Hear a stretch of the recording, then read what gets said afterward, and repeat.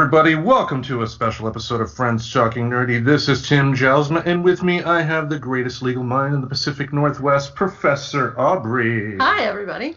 Hey, so today we're going to be doing something special here.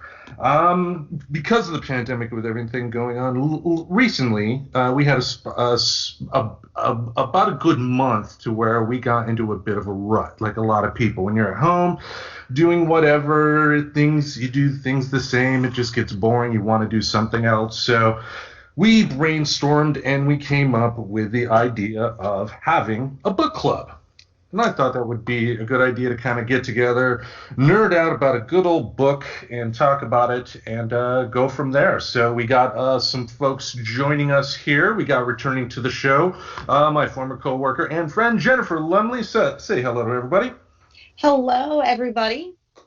And before we go on, to tell everybody a little bit about your YouTube show.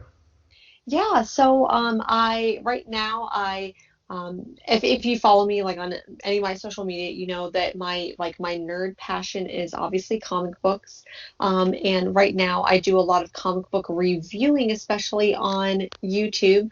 I do right now about 3 weekly shows across several different channels. And I usually do one on my own channel on Sundays. On Fridays, I do one with my friend Dan on Comic Chop News, and I'm doing another show on Friday with another group with Hero and the Kid on Friday. So kind of a full weekly schedule. Nice. Very good shows. Can't recommend them enough. I think I've even given them a shout out on social media at times. So, yep. Next, we have my adopted sister, Colleen. Say hi, everybody. And we can't hear you. You're on mute. You're on mute. Still can't hear you. Still can't hear you. This is the greatest. Colleen is 2020. Frustrated. Happens to the best of us. She's telling me I'm number one right now. There it is. There it is. I may be adopted, but at least I have hair. Oh, shots fired. First shots fired of the evening. Yeah, well, anyway. And last but not least, we have all the way from Tennessee, the cousin of the good Professor Aubrey here. We have Keely Price. How are you doing? Hi, good. Thank you so much for letting me join. No worries, no worries. And tradition on the show, when we have somebody on for the first time, we ask them this question. So, Keely, are you ready? I think so. All right.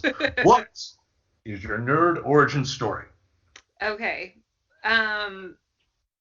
As a younger sister, I was subjected to, but also had the great pleasure of enjoying things that my older brother enjoyed.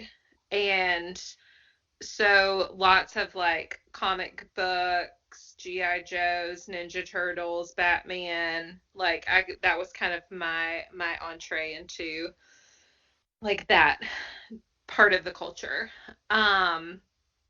But I feel like I didn't like fully embrace my nerddom until I was a lot older. And being a librarian, I feel like it's just like part of it. You got to get into it. And I'm a school librarian in elementary school. And so I really don't consume a whole lot of like comics for myself, but learning more and more about just different things that are published kind of for kids as an audience has like opened the door into all the glorious comic culture that there is. And so I've started enjoying, I'm really, really super like geeking out on Star Wars right now. And of course, like The Mandalorian, yada, yada, yada. But I just love like the getting to do like a deep dive into the like weird, obscure world building, history, geography aspects of that. And also like kind of in that same vein of Game of Thrones, where there's just like an enormous world and it's just like there's so much to explore. So I feel like that's not a great concise answer, but it's late in the evening here in Nashville. I've been up since 6, so Doing the best I can, team. That is a great answer. Go team. Go team. There we go. All right, so the first book that we decided to dive into is a graphic novel that was actually made into the movie Atomic Blonde in 2017, starring Charlize Theron, that we actually watched last night. And I watched it when it first came out. Really, really good movie. Great fight scene in the middle where they do one uninterrupted cut where she's beating everybody's ass. It was great. But It grew on me. It took about half the movie for me to start enjoying it. I mean, you love the soundtrack from the start, though. But the soundtrack is amazing. Amazing. I want it real bad because it has like every good song from the 80s on it. Ooh. Yeah, it's really good. Yeah, it's from I'm the gonna look it up. Yeah, the crew that did the John Wick movies, and the music supervisor and the composer, Tyler Bates, who's done work with Marilyn Manson. I believe he's done work with Trent Reznor as well, maybe. But I said yesterday, it's like if Duran Duran and Depeche Mode had a baby, that baby would probably be Tyler Bates. I mean, similar type of music. So Nice. Anyway, the book we're diving into is from is from the writer Anthony Johnston and artist Sam Hart. It is The Coldest City. So I'm going to throw out the first question here. We will start off with the person who I feel knows the most about comics among all of us, Jennifer. And then we'll go around. We're going to go around the horn too, just so everybody will get a chance to answer. But without going into details, what is your general overall impression of the book? So I knew that the movie had been based off of a book and had been based off of a comic book, but maybe it was because of the name change. It never really occurred to me to pick it up. Maybe it wasn't something that like jumped out at me to pick up, which is surprising because I read a lot of comic books, a lot of books. So, and especially, I know when we first actually talked on your podcast, we talked about book related or comic book related movies. So it's very funny to me that I had never picked this up until you had mentioned it. And I wish that I had actually read this comic before watching the movie. I think that there are a lot of tonal differences, especially coming from the artwork into the movie, but it was a really fun read. It's a little bit different paced, a lot less sexy than I guess the movie is, but I enjoyed it a lot. Nice. Keely, what are your thoughts? It honestly was a little bit easier to consume and follow than I anticipated that it would be, because like I said, I don't typically read a lot of comics for grown-ups. But I really enjoyed it, and I really liked the structure of like kind of starting at the end, and then there's lots of like flashback storytelling, which I just really like that when the writer makes that choice. I was thrown off when there was dialogue in German. I did not translate it. I was like, the visuals are helping me pick up on what's happening. So I kind of wonder what I might have missed. But I enjoyed it a lot. Yeah, I've felt that way about the language too. I mean, I know for me, normally in movies, I don't prefer English people doing just accents. If you're gonna have a story about Russians, have them speak Russian. Germans, have them speak German. In a book, though, especially when you have large amounts of dialogue in a foreign language, not everybody is gonna want to take the time to go to Google Translate like I did. Yeah. Did you go for all the dialogue that was in German? Not all of it. No, the only bit of dialogue I did at the end was the Russian bit. Right. But I took 1 year of German in high school, so I don't know it, but I know enough to get the general gist. Gotcha. If that makes sense. So, Yeah. All right, Colleen. Yeah, I will add to that. I think I knew enough about the history around that time that I didn't actually need to translate it. So, but anyways, overall, I think the comic was okay. It really drew me in, and I was surprised when I finally got to the end of it. I was like, that's it? I thought there would be more of it. I will say I was a little disappointed. I don't know how much I'm supposed to like say in beforehand, but like, is it spoilers or whatever? But like the twist, like I was just sort of like, where did this come from? Like I felt it was a little poorly transitioned when that came up, and that to me, that just bothered me. The rest, thankfully, it was almost over by that time. But overall, I think it was a good comic. All right, Professor, what are your thoughts? Well, I agree with everyone, of course. I was surprised how quickly I read it. I haven't read a lot of graphic novels or comic books in the past, so I was surprised what a quick read it was. And there is a lot of action, but I didn't love it. Like, maybe it's just not. I probably like the movie more than the book, just because the movie had more costumes and wigs. I'm clutching my pearls right now. What? Just kidding. I haven't seen the movie yet. I would probably agree with you. I definitely, especially having seen the movie before reading the book, I feel like the movie ends up being, obviously because you hear the soundtrack, because you see the lighting effects, and like to your point, the costume changes, it's a little bit more visually effective. There are a couple of time jumps in this book, and I think that if you didn't know that was happening, then maybe that would be a little bit confusing or might come across choppy. So I think that if I had read only the book and had not seen the movie and had that visual stimulant, I probably wouldn't have enjoyed the book as much, or maybe I would have enjoyed it more. I'm not really sure, but it's very similar, the movie is, but it does have a little bit of a tonal difference. Mm-hmm. I think, yeah, I agree with that totally. There's just a tonal difference between the book and the movie. And the book, and I preferred the movie. Yeah, the book was more John le Carre type of spy. Jean le Carre? Whatever. He recently passed away. I know, yeah. French names. I don't know how to pronounce French stuff.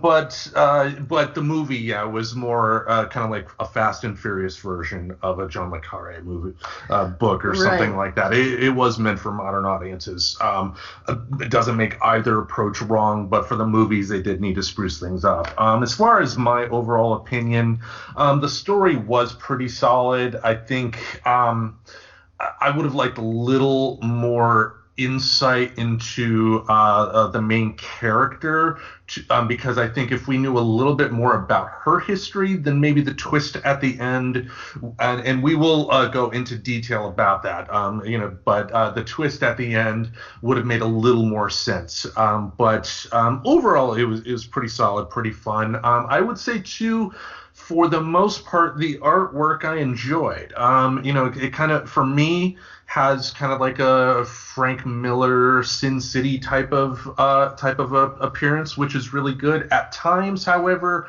I do think that the artwork, especially in terms of differentiating between different characters, I know you had an issue like, who is she talking to?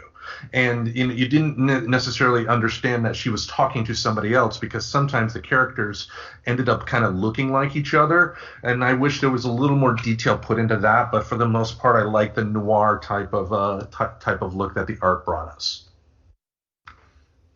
All right. So to your I was just going to say, whether people thought the illustration was effective. So if we want to talk about the illustration, I think that's great. I was just about to say, to your point about not being able to differentiate the characters, I feel that a lot with this, and I'm just browsing through it now. There's so many parts where the characters are like half silhouetted, so I think that makes it tough. So I think that this would be possibly a little bit more effective if it was colored and not black and white. Like even just like a simple flat color, not too much detail, would have been a little bit easier to understand the characters. Yeah, I mean, like Sin City did it. In terms of, it was mostly black and white, but occasionally they'd throw in some red on the page to kind of make a particular character stand out. So something like that to give a differentiation would have been good. But on the flip side, though, I don't want to make this sound like it's a negative against the art, because the artwork overall was 95% effective. It's just when it didn't work to help understand what's going on. I mean, that's going to be a detraction. Mm-hmm. Yeah. Other thoughts about the illustration, Jennifer? Oh, that was, I mean, to that point, I do think, like you said, that simple artwork, that like line, it's like simple but gritty, kind of like Sin City, like you mentioned. But I do wish that it had done coloring, even if it was just flats, which is just flat coloring without a lot of shading. I think would have been interesting to see. I'm surprised that this book isn't more well known. Why do you say that? Maybe it's because, like, my perspective, where I feel like I'm highly tuned into the comic book industry, but I still have watched this movie a couple times, and this is my first time reading the book. Interesting. What about you, Colleen? How do you feel about the illustration? Did you feel it was effective, or do you feel like it just distracted or didn't help?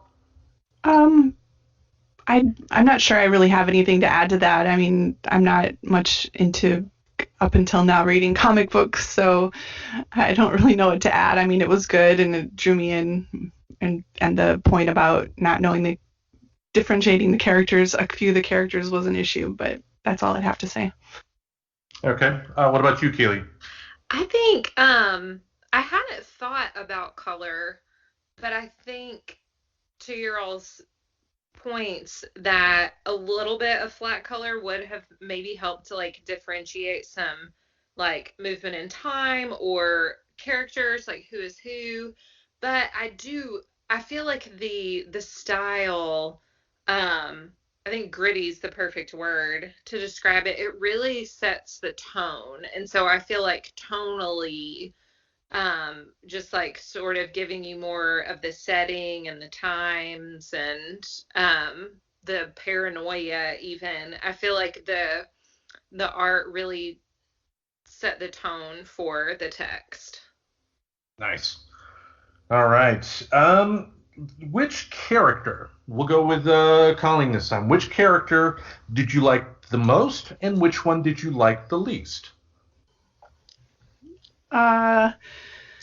I forgot the names, but the lady spy, I would say she's my favorite, just because she played the people so well, the other people so well. Played a game on them, just to clarify. I don't think I didn't like the German, the head spy in Germany. I forgot his name. Is it Percival? Is it Percival? Yeah. I think so. I didn't really like him, just from what the author said in the book, and like played him as. That's why I didn't like him. It was just old fashioned and just ineffective. So all right. That's it. Nice. What about you, Jennifer? 100%. I agree. And completely forgetting the names as well. But Lorraine Broughton is the name of the female lady spy.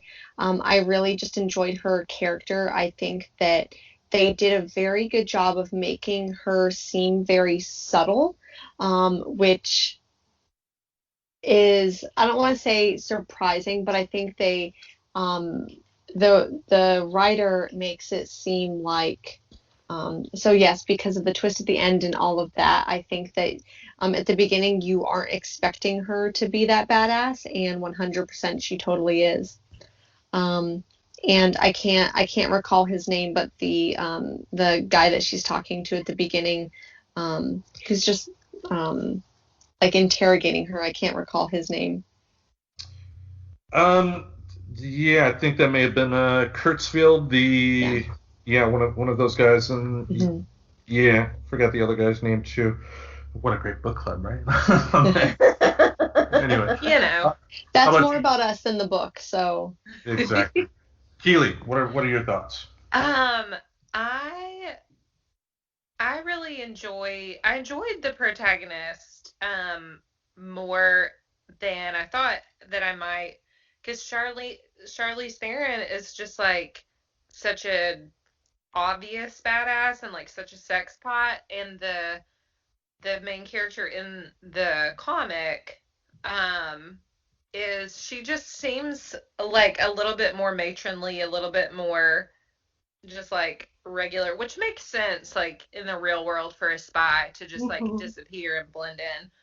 Yeah, when I And so, watched the movie, I was like, she would never get away with this because she's yeah, so striking. she's Like, like 7 feet tall and yeah. gorgeous, like, so um but I enjoyed her character, and I also disliked Percival quite a lot, but I feel like it was kind of like one of those characters you love to hate. Like, I feel like it was good. He was well written because he was so like off-putting, kind of. Like, you're not meant to like him. But the person that I really loved the most was the Frenchman, who was, she met with, he had a restaurant, or she met up with him in the restaurant, and he was kind of, I can't remember, it's been probably a week since I read it, and I can't remember exactly what part he played. Um, if he was, I think he was like helping her get information from the other side of the wall, maybe.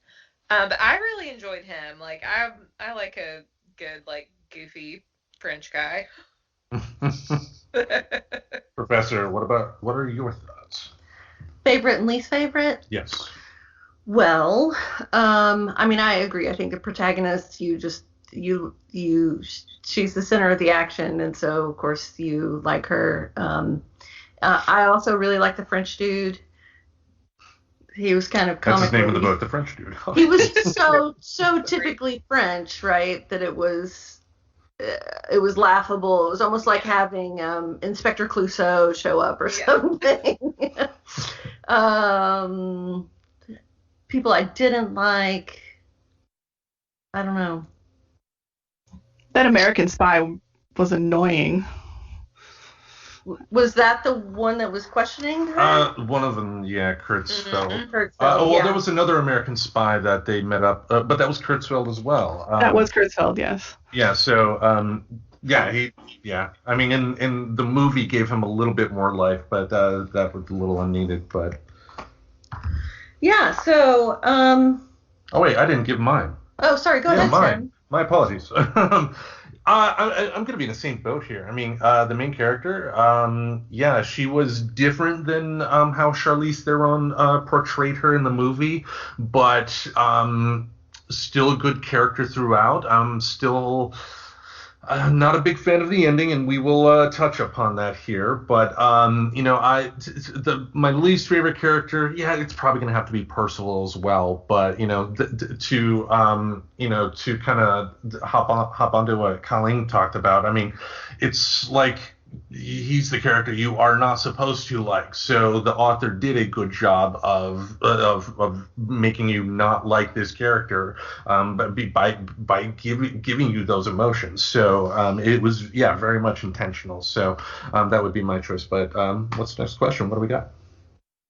Well, I think since we were just talking about the protagonist and how, everybody seemed to identify her as their favorite character, I wonder what people thought of the portrayal of gender in the book, because she's the only woman in the book, right? Every single other character is male, and the writer is male, and the artist is male, and so they kind of have this. So I wonder, like, sometimes these strong characters strike me as feminist, and sometimes it feels like overly sexualized, or there are issues with these kinds of portrayals of women. And so I just wondered if people had thoughts about that, the portrayal of women in this particular work.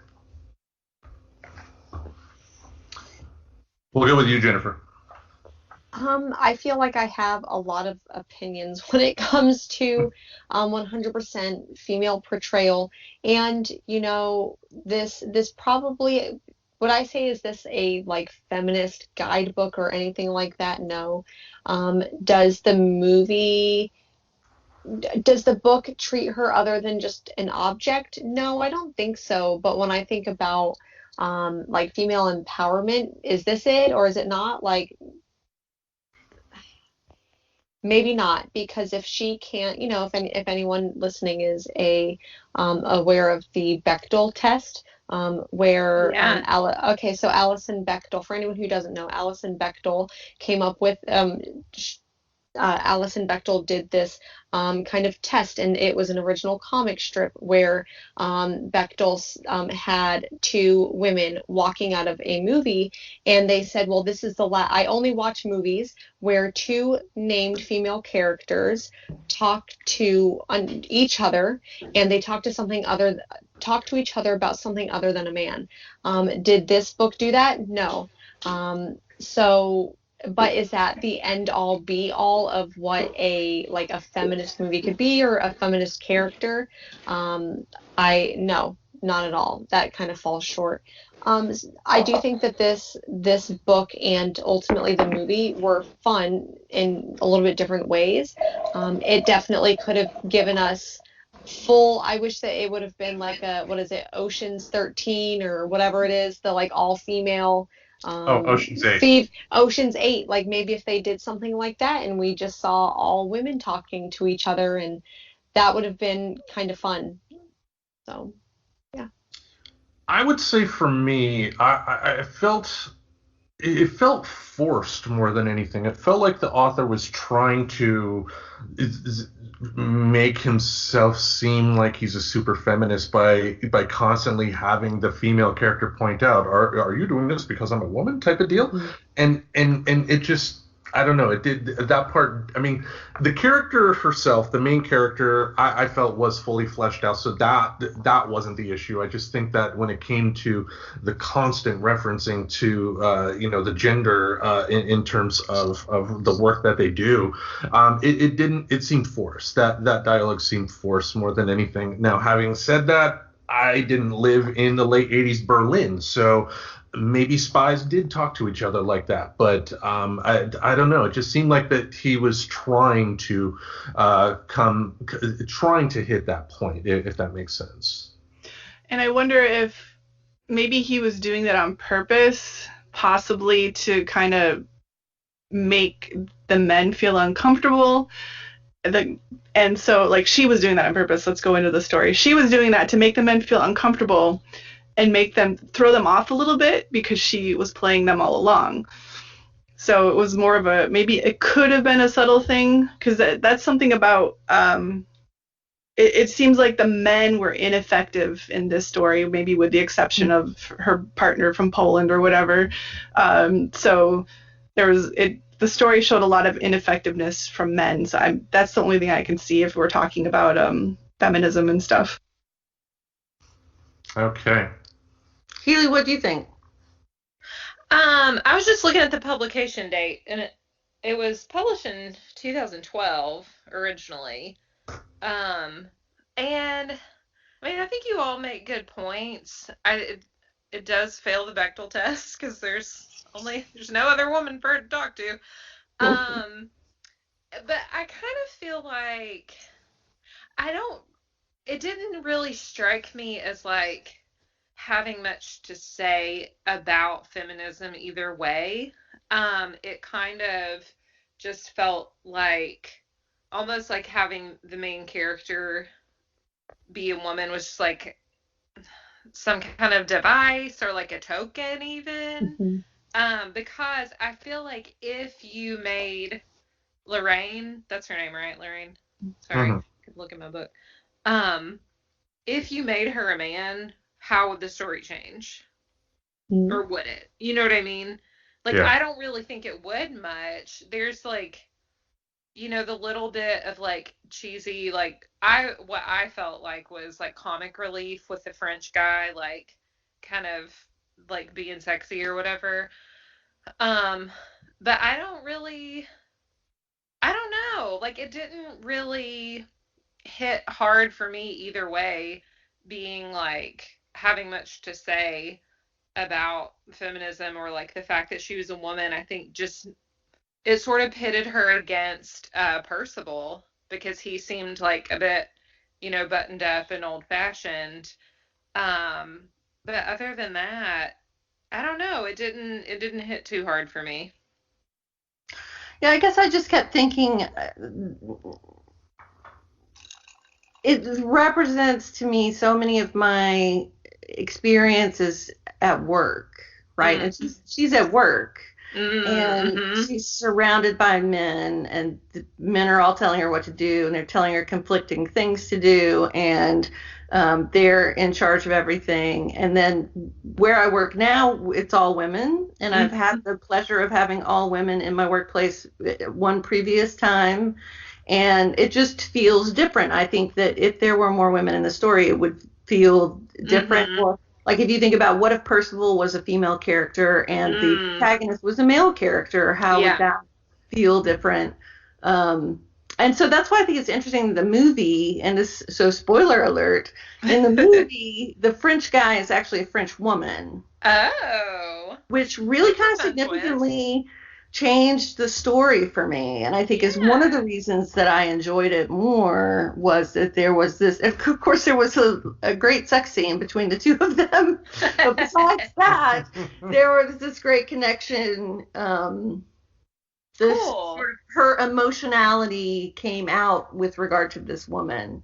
That's an interesting choice. That makes me want to watch the movie even more. I was gonna watch it, but then I was like, I have to pay for it, so I'll wait. Well, it's only $4.99 to rent, so not that's not bad. That's not bad. I'm glad you said that, Aubrey, about like she's at work with like all of her coworkers are male. Being in an elementary school for my whole career, like there are not a lot of guys. Oh yeah. And even like administrators, right now in our district, our director of schools is a woman. Our school board is a vast majority women. And like librarianship is just a really like female dominated field. And so I'm glad you said that because I didn't think of it that way. Like I'm not used to being surrounded by dudes at work telling me what to do. Yeah. So ladies tell me what to do. It happens. Anyway. If there's dudes there, they'll be trying to tell you what to do. I'll tell you that much. That's right. Yeah, you can do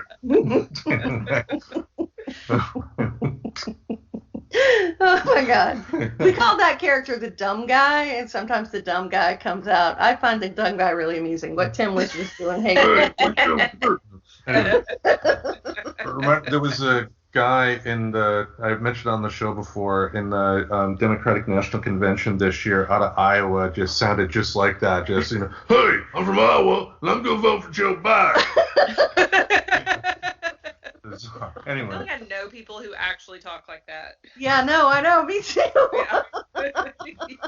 All right, let's move on here. My question is, did the plot proceed in a way that felt natural, or did you feel manipulated by the storyline? We'll ask Colleen, whose image is frozen right now, and it looks like she's going, arr! Arr! I don't know why it's frozen. I felt that it followed the normal plot of those types of stories. And what was the question again? You distracted me. Did the plot proceed in a way that felt natural, or did you feel manipulated by the storyline? No, I didn't feel manipulated at all. A lot of these stories, like when I watch movies or TV shows or something, or even read books, I kind of know that something's gonna happen. So it did not throw me off whatsoever. So yeah, there's that. That's impressive. I'll go next, just because I was so opposite of you, Colleen. I could not figure out what was going on. All of the twists surprised me. it was all very novel because I don't read books like this, right? So I guess I'm just not, we're not used to it. You got to read books with your pinkies out, right? Well, it just felt like one of the tropes. It's kind of one of those trope storylines to me, anyways, where there's always that little twist. Someone was playing someone. I keep saying that word, but anyways. Well, I mean, a trope is a trope for a reason, and a trope doesn't necessarily have to be bad. It just has to be execued correctly. And I think it did okay. The author did okay. I know. Yeah. I mean, the fact that, I think this is the time to talk about the ending. The ending felt contrived. I read it, and it was just like, what? I mean, and that's why I mentioned at the beginning, I wish there was just a little bit more to the story to make it so that you could go back and then put the dots together to see what she was doing all along. I think of a movie like The Sting, Robert Redford, Paul Newman, and when I first watched that, I just didn't get it until the final scene happened, and then at that point it's just like, oh, that's this scene from the scene at the beginning of the movie makes a lot more sense now. Or like the movie I tried to get you to watch the other day, Wild Things, with that's an amazing movie though, with an amazing twist. It does have a twist. Yes, but it's still insulting the movie, but in a nice southern way. It's a fun movie. Everything sounds better in a southern accent.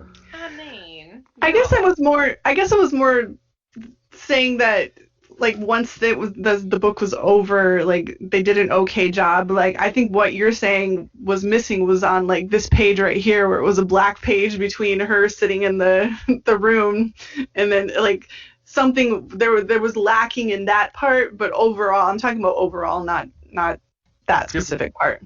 Give the page number, because again, your image is just frozen of you going. Oh, it was just a black. The black page. Finished, yeah, when they were. I think it's 159 is the page number. Yeah.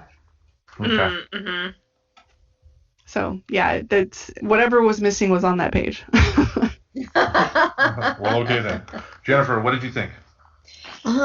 I knew that from having watched the movie, I kind of knew what to expect, and I knew what to expect. But I agree. I feel like the ending was a little bit abrupt. It felt like I needed more at the ending. Mm-hmm. I still enjoyed it. I thought that was done really well, but I wish that there was more to the. It makes me think of the recent Sherlock Holmes with Robert Downey Jr. Whenever he explains everything that he's done, I wish that they had gone a little bit more into detail with that at the ending. Mm-hmm. I think that would have done it for me if we had gotten a little bit more of that. Gotcha. Keely, your thoughts? Yeah, I agree. I wanted more at the end, and I had to go and do like a quick little Wikipedia summary read, because I was like, what? I was like, what the fuck? Like, what? How? She's the triple agent? What is happening? It's very confused. And probably in the movie, I imagine that it's a little more fleshed out, but the first time I read it, it really felt like the beginning of a series. And I think that there's another book called The Coldest Winter.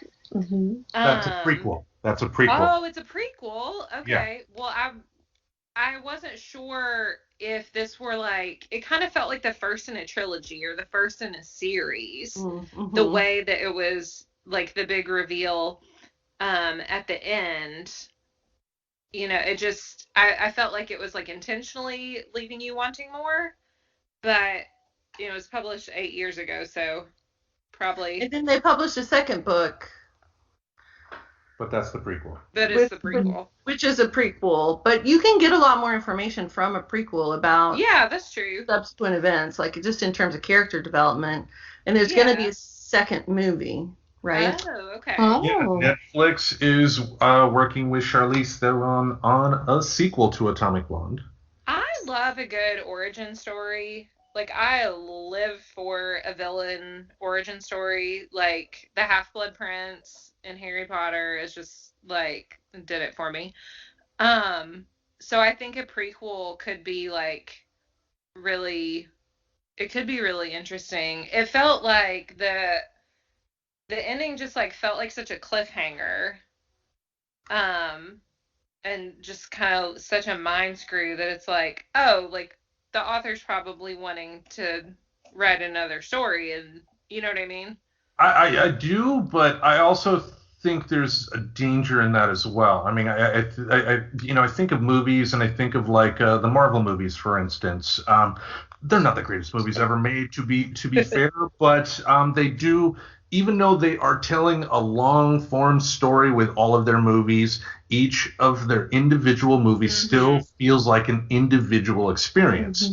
And, kind of leaving it off at the end I didn't even consider about potentially making it a series. But even if that was the intention and we had a whole like 20 volume series of the further adventures of this character, that still doesn't give this a satisfactory ending. Sure. Especially because, like, I think that I wouldn't mind seeing a third, like, because, like, if we do have the prequel as the second, I would not be opposed to seeing a third book. But and this is without having read the prequel, but I think that this one is not necessarily that it's formulaic, but it's tropey. So we know that she's sitting down being interviewed, and we're doing the flashback, flash forward. If there was a sequel, it couldn't do that and be enjoyable to me. Like, it would feel like I'm just reading another version of this book. So I would hope that with the prequel, it doesn't do that, or it maybe doesn't do it enough where it's like overwhelming. So you wouldn't be able to have her just starting off sitting at a desk talking to someone in the sequel. Like, it would have to be almost an entirely new thing. I agree. Yeah, I agree with that for sure. So next topic. So many to choose from. Well, we sort of covered a lot of them just in our discussion, but would you want to read another book by this author? So did this captivate you enough that you would pick up something else that Anthony Johnson had written? We'll go with you, Keely.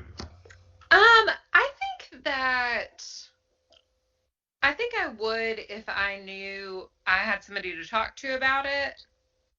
I don't know that I would just by myself, but I have a book club with some friends, and we tend towards like beach reads and like murder mystery.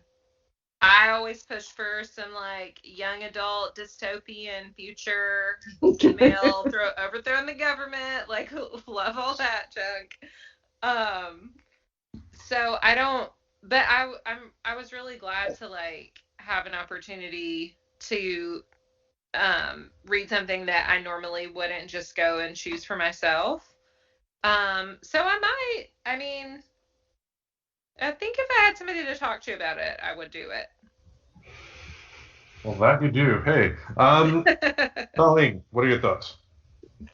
No, I wouldn't have touched this if you hadn't have chosen this. So I would honestly I think Colleen hates this book. No, it's just the story was good, and when I say good, I mean it's like if this is middle ground sort of a thing.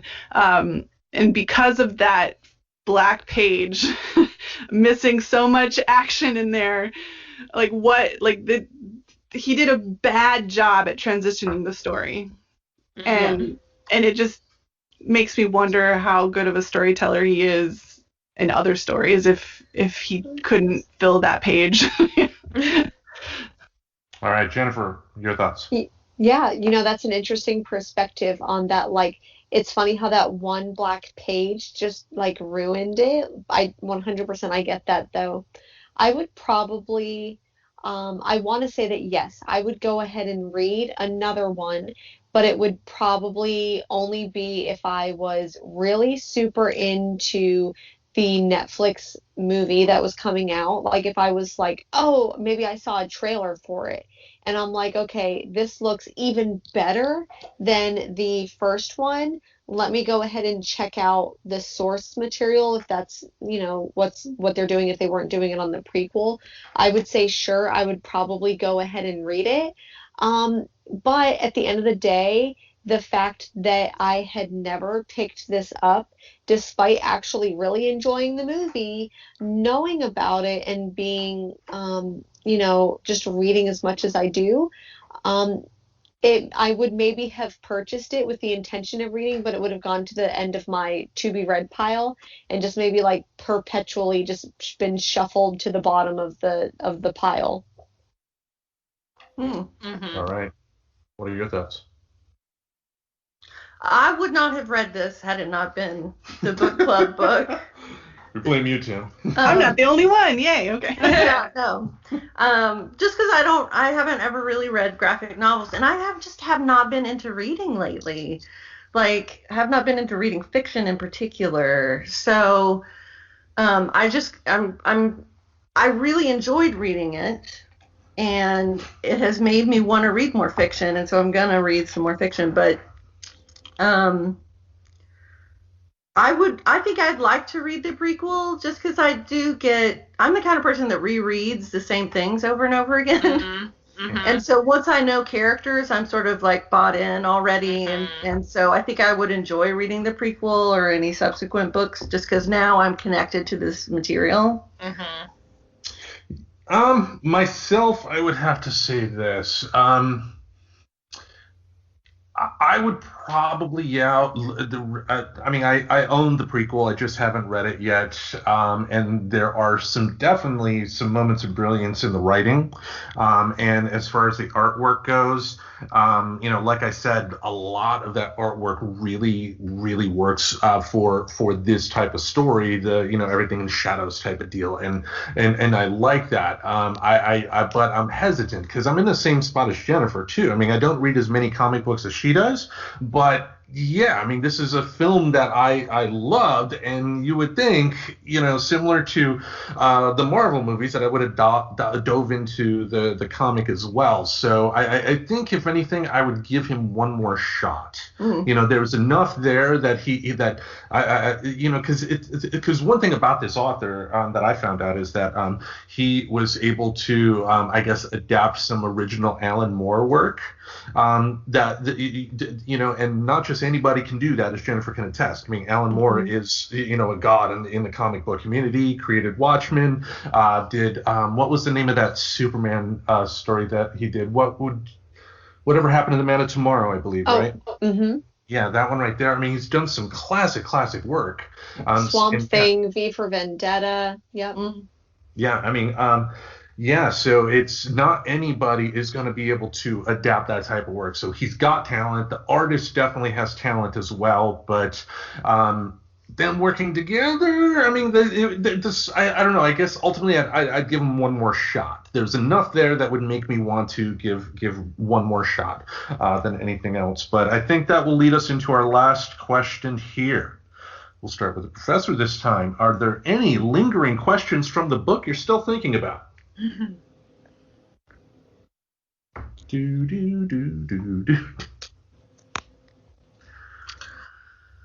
I mean, you got to throw a pie in my face recently. Was there ever a list?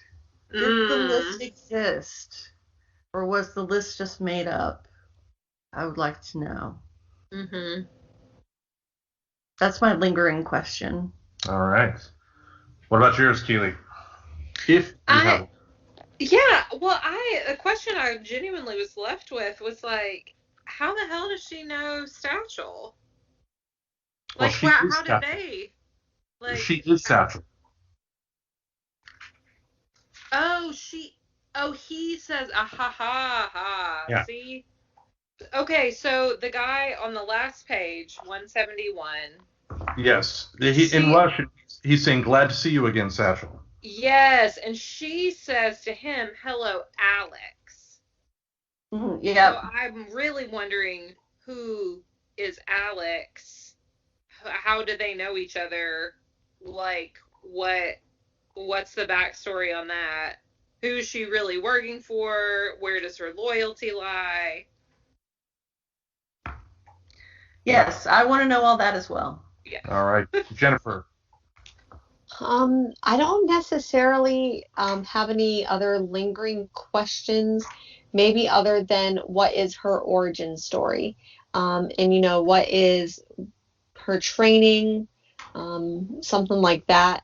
Maybe that's explored in the prequel, so maybe I'll get eventually to reading the prequel. Maybe if we get another movie coming out, it'll be a prequel, whatever it ends up being. I wouldn't mind seeing that. All right, Colleen, your thoughts? No questions. Okay. Why is that black page there? Okay, I guess I have that now, but when I finish reading before. Damn black page. For me, I mean, the lingering questions I would have just revolve more around why didn't the author give us more information to make that twist ending make a lot more sense than it did. So it's more of not necessarily a lingering question about the story itself, but just the construction of it. So that's what's lingering to me. 'Cause, I mean, maybe the prequel would address that, but it shouldn't have to address that. There should have been more seeds planted along the way to where it just didn't feel as sudden.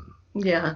Yeah, so. I think he tried to drop some clues with the American Spy, trying to blame her, but it was just so sudden. Like, what just happened here? That's the problem with it.